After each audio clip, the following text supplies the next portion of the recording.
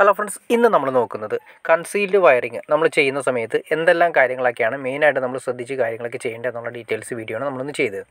ആദ്യമേ തന്നെ നിങ്ങൾ നോക്കി അറിയാൻ പറ്റും, ഭിത്തിയിലൂടെ നമ്മൾ കട്ടർ ഉപയോഗിച്ചിട്ട് കട്ട് ചെയ്തിട്ടാണ് ഈ പറയുന്നത് കൺസീൽ ചെയ്ത് നമ്മൾ വയർ കാര്യങ്ങളെല്ലാം കൊണ്ടുവരിക്കുന്നത്. വയർ കൊണ്ടുപോകുന്ന സമയത്ത് നമുക്ക് കൂടി വന്നു കഴിഞ്ഞാൽ ഒരു 4 ബെൻഡോ അല്ലെങ്കിൽ മാക്സിമം പോയി കഴിഞ്ഞാൽ 3 ബെൻഡ് 4 ബെൻഡ്, അതായത് കർവ് ഉദ്ദേശിക്കുന്നത് അത് വന്നു കഴിഞ്ഞിട്ടുണ്ടെങ്കിൽ നമുക്ക് അത്യാവശ്യം ഒരു ജംഗ്ഷൻ ബോക്സ് നമ്മൾ കൊടുക്കേണ്ടത് വളരെ അത്യാവശ്യമാണ്.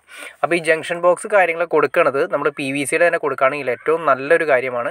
പിന്നെ അതുപോലെ തന്നെ നമുക്ക് മെയിനായിട്ട് വരുന്ന കാര്യങ്ങളൊന്നാണ് സ്റ്റെയിൻലെസ് സ്റ്റീലിൻ്റെ ബോക്സുകൾ.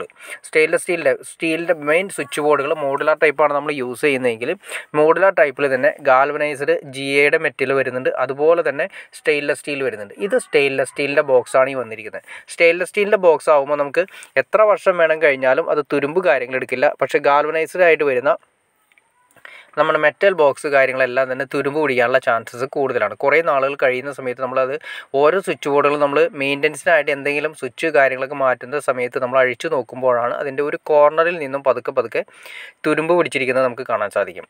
പിന്നെ ഇത് നിങ്ങൾ കാണുമ്പോൾ പോലെ തന്നെ V-ഗാർഡിൻ്റെ DB ആണ് ഈ കുറച്ച് ഉറപ്പിച്ചിരിക്കുന്നത്.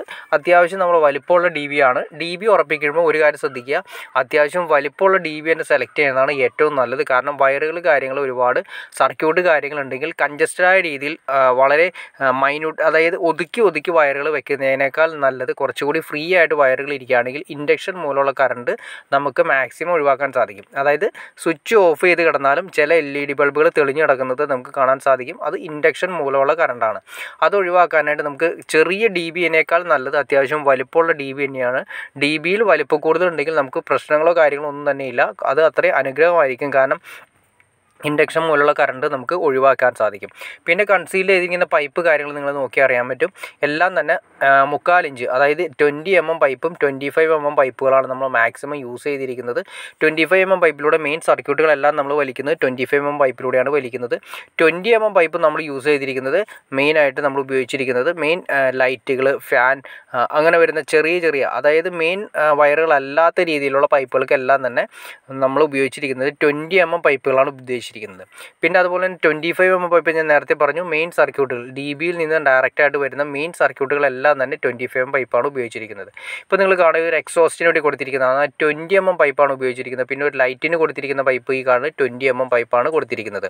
അപ്പോൾ നമ്മൾ കൊടുക്കേണ്ട പൈപ്പുകൾ 25 mm മെയിൻ സർക്യൂട്ടിനും 20 mm അത്യാവശ്യം നോർമൽ ലെവലിലൊക്കെ കൊടുക്കുന്നതാണ് ഏറ്റവും ഉത്തമം. അപ്പോൾ 25 mm പൈപ്പ് ആവുന്ന സമയത്ത് നമ്മൾ നേരത്തെ പറഞ്ഞ പോലെ തന്നെ സർക്യൂട്ടുകൾ നല്ല രീതിയിൽ തന്നെ വയർ ടൈറ്റ് ആവാതെ നമുക്ക് വലിച്ചു കൊണ്ടുപോകാൻ സാധിക്കും. അങ്ങനെ കൊണ്ടുപോയാൽ മാത്രമേ നമുക്ക് ഭാവിയിൽ കംപ്ലൈൻറ്റ് കാര്യങ്ങളൊന്നും ഇല്ലാതിരിക്കാൻ പറ്റുള്ളൂ. അതായത് ഇൻഡക്ഷൻ മൂലമുള്ള കറണ്ട് നമുക്ക് ഒഴിവാക്കാൻ സാധിക്കും.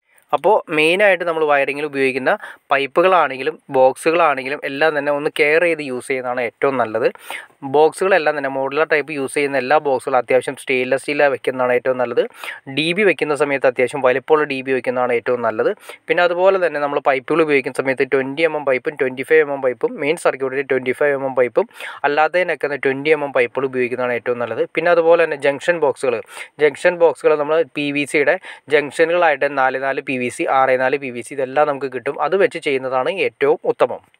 ഓക്കെ ഫ്രണ്ട്സ്, അപ്പോൾ നിങ്ങൾക്ക് ഈ വീഡിയോ ഉപകാരപ്പെട്ടെന്ന് വിചാരിക്കുന്നു. ഇനി എന്തെങ്കിലും ഡൗട്ട്സോ കാര്യങ്ങളോ ഉണ്ടെങ്കിൽ തീർച്ചയായിട്ടും കമൻറ്റ് ചെയ്യാൻ മടിക്കരുത്, ഷെയർ ചെയ്യാൻ മടിക്കരുത്, സബ്സ്ക്രൈബ് ചെയ്യാൻ മടിക്കരുത്.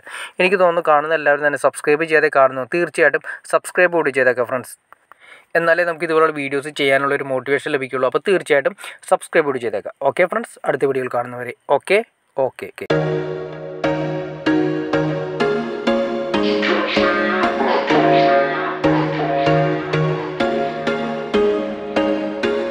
There was once a day that I would pray for you. I'd go and misbehave just so you'd notice too. Sneaking looks up and down from across the room. And damn, what a hell of a view.